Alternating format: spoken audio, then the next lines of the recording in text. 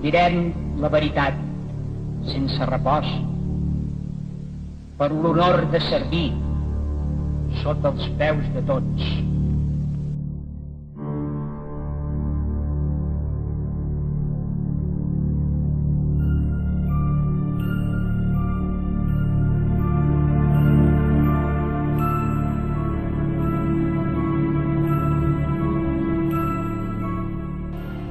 Soy Pilar Paloma de Casanova y Barón, duquesa de Maqueda y marquesa de Astorga.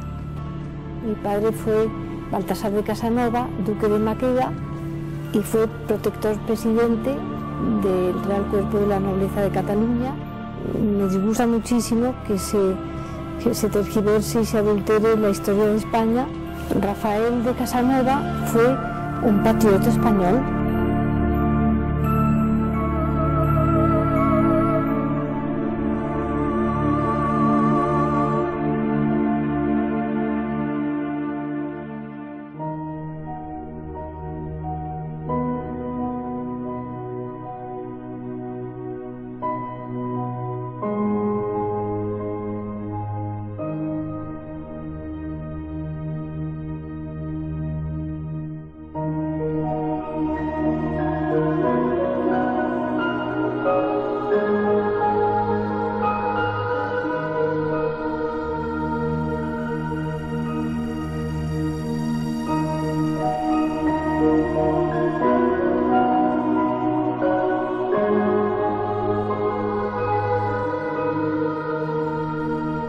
O que abans que Espanya, on ningú va lluitar en nom d'Espanya a 1714?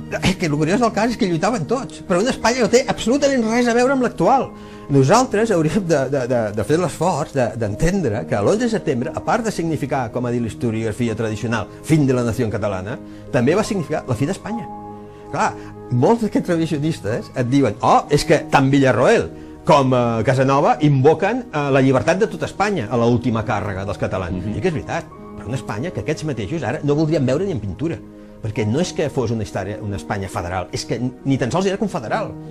Eren entitats totalment sobiranes que tenien en comú un rei, i poqueta cosa més, és que és així. Els catalans no és que consideressin els castellans estrangers, és que consideren els aragonesos estrangers. És que és així. Aleshores, aquesta Espanya també s'acaba l'11 de setembre. El que ve després ja no és Espanya, és Castella. Perquè senzillament el règim borbònic el que fa és taula rasa de tot el sistema jurídic català i imposa el castellà. Clar, és que es continuarà dient Espanya, però és que no ho és.